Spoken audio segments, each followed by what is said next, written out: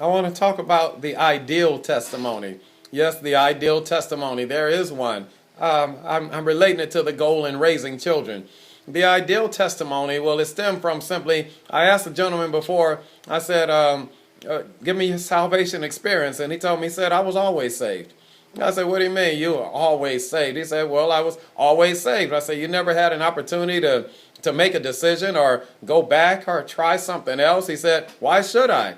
And so that really opened my thinking there, and I began to see many people of my generation. I was saved, and then I raised my children up in the training and admonition of the Lord.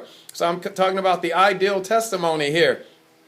If we do it right, we lay hands on the womb. We prophesy over those children while they are in the womb. As soon as they're conceived, we're already declaring their life and framing their world. Yes, that's how you bring about the ideal testimony. And so what happens, we raise our children, we teach them the good and perfect way. And they grow up watching parents who love God, not sheltering them, not putting any mandates on them or anything, but just living the life in front of them, reading around them, praying, letting them see us pray, letting them see us worship together, letting them see the spouse, the parents loving and caring for one another.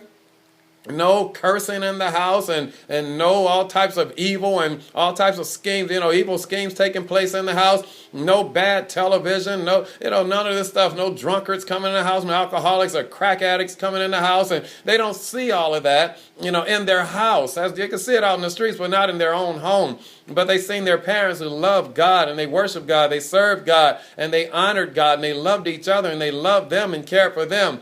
Those children grow up seeing it the right way, and they seen their parents prosper. And when the children got sick, they knew the parents laid hands on them, and they were healed. And they seen miracles being wrought by their parents because their parents knew how to pray, and their parents knew how to stand on the word of God. And they seen their parents going through financial straits, and yet how they came through by trusting God. They watched their parents giving and tithing and so forth, and they seen how they prospered financially, and they seen how favor just came their way all the time.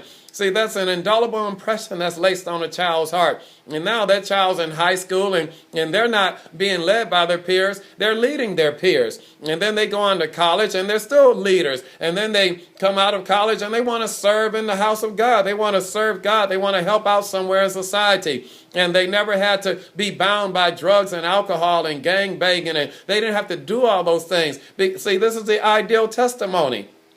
That's God's ideal testimony. Yes, where those children grow up and they didn't have to spend 8 years in the pen like some people. Some of us had to go through so many things before we got it right. But they say, you know what? My parents raised me right. They showed me the right way. And so I just grew up knowing the Lord, and I continued worshiping God. And the God that they served became my God as well. And they don't even know when they got saved because they were just raised saved. They were raised with a saved mentality.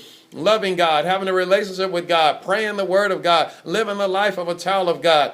So they were raised that way, and that's God's ideal testimony. That's the way it's supposed to be. So nobody has to come out, talking about how many times they've been shot and stabbed and how many drugs they sold and how much money they made and how many times they've been in jail. No, that's not God's ideal testimony. That's almost everybody's testimony. God's ideal testimony is the parents raised the child right, and the child grew up and he saw how we're supposed to live, and they just took the baton and ran with it. That's the way it's really supposed to be. That's God's ideal testimony.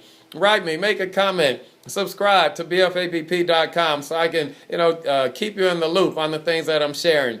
Click literature and see what materials there you can check out, whereby I'll be placing some more out there as well. But again, subscribe, stay posted up. Believers from a biblical perspective. Thank you.